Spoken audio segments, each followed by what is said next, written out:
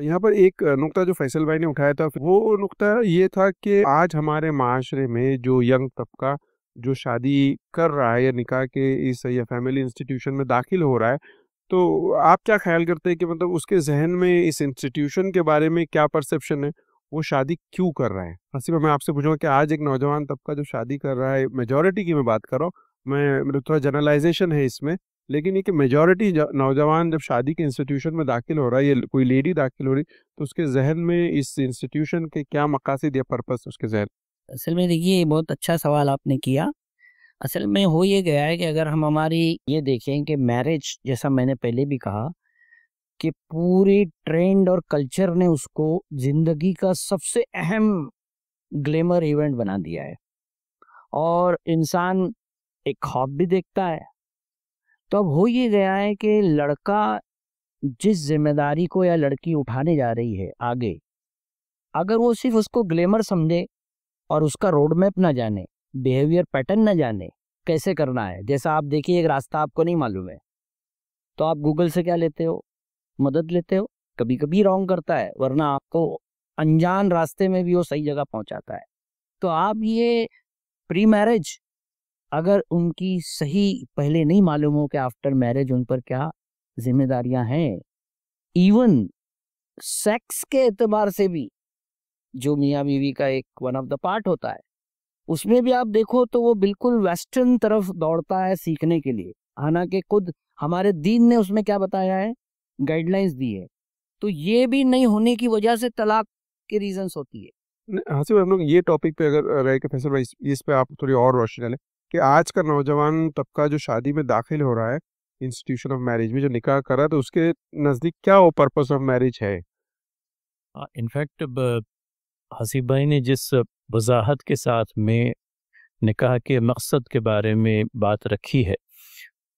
In fact ये realisation जिस level का होना चाहिए था, मालूम पड़ता है कि हमारे यहाँ पर ये रियलाइजेशन नहीं है। और जो लोग शादी के बंधन में बंधने जा रहे हैं, उनको कहीं इस बात का रियलाइजेशन शादी के समय ही करा देना आवश्यक मालूम पड़ता है कि भाई this is not merely for pleasure sake, बल्कि इस सोसाइटी के आप एक जिम्मेदार फर्द बनने जा रहे हैं और आपके रिश्ते के नतीजे में वो औलाद पैदा होगी जो फिर अगेन सोसाइटी का एक जिम्मेदार फर्द बनेगी। तो कहीं ये जो एस्पेक्ट है इसको निगलेक्ट किया जा रहा है और कहीं ये समझ में आता है कि शादी के बंधन में बंध जाने के बाद में भी जब करियरिज्म का भूत जो है दोनों मियाँ बीवी के सरों पर सवार रहता है, तब कभी वो बच्चों की परवरिश से भी बड़ी हद तक गाफिल हो जाते हैं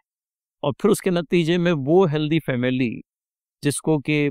यूँ कह लीजिए कि शादी का एंड रिजल्ट होना चाहिए थी, वो हेल्दी फैमिली जो है बनने से रह जाती है। बल्कि मैं समझता हूँ बच्चे जो है इसके अंदर में सबसे ज़्यादा सफ़र करते हैं। ये बात मैं आपके इनसे इजाफा करते हुए, यदि कि कुरान मजीद पर अगर आप गौर करेंगे तो शादी का बुनियादी मकसद में कुरान में जो आयत आई है, एक बात ही तो जनरेशन की बात बताई है, नस्ल इंसानी आगे बढ़े, और एक बात क्या कही है उसने कि मीसाकन गलीजा,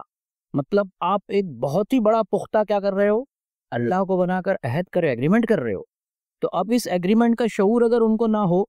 और आगे आयत क्या आता है, गैर मुसाफिहीन, यानी महज शहवत रानी के लिए ये चीज़ नहीं हो रही है कि इंसान समझ ले कि भाई मैं क्या कर रहा हूँ, महज शादी एक सेक्सुअल प्ले करना है हमको, नहीं, एक बड़ी रिस्पॉन्सिबिलिटी है। थर्ड, कुरान ये बताता है कि शादी के मकसद में ये है कि दो खानदान मिल रहे हैं, एक ससुराल और एक ये खानदान, तो इन दोनों के अंदर भी क्या होनी चाहिए। तो ये बड़ी जिम्मेदारी होती है। जब आप पब्लिक रिलेशन में जब जाते हो तो आपका एक रिलेशन क्या होता है, एक दूसरा पूरा खानदान आ रहा है, तो ये सबको क्या करना, रिलेशन मेंटेन करना, रिस्पॉन्सिबिलिटी को अदा करना, ये सब शादी के क्या है, मकासिद है और समझना चाहिए। लेकिन इंसान उसको पहले से प्री मैच्योर्ड नहीं होता, तो वो बस एक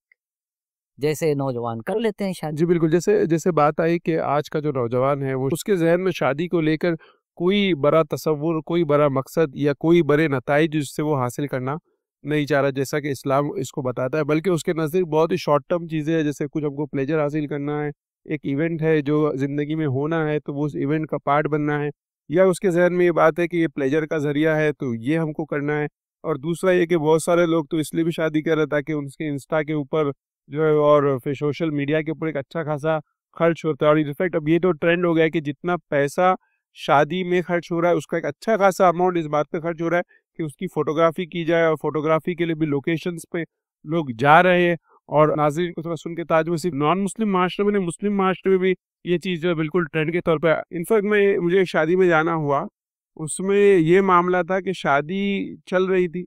और मियाँ बीवी सिर्फ फोटोज निकाल रहे थे, और जो गेस्ट आ रहे थे उनको रुकाया जा रहा था कि भाई अब वो फोटो निकालेंगे उसके बाद वो मिलिए। अब जो गेस्ट रुके हैं वो 2-3 घंटे तक रुके हुए रहे, लेकिन उनका फोटो सेशन जो है वो खत्म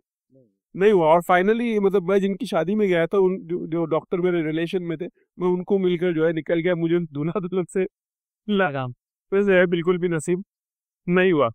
आप उसको मैं ये बात पे खाली इतना बता रहा था कि ये है ना, एक ऐसी दीनदार फैमिली में चाहता हूँ जिसकी बच्ची को मैंने खुद जिंदगी में कभी नहीं देखा, लेकिन ये जो सोशल मीडिया का ग्लैमर से के तहत मैं बताना चाहता कि वो लड़के की ख्वाहिश थी कि वो एक कांच का बॉल होता है ना, उसके अंदर मियाँ बीवी क्या करे,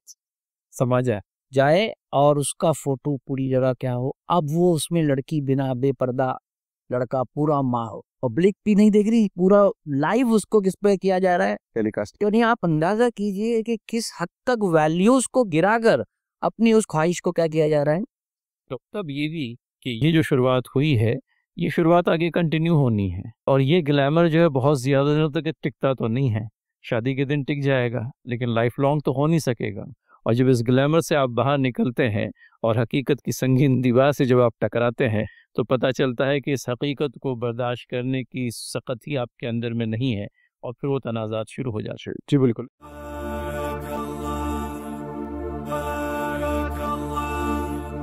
बारकल्लाहु लकुमा व बारका अलैकुमा व जमाअ बैनकुमा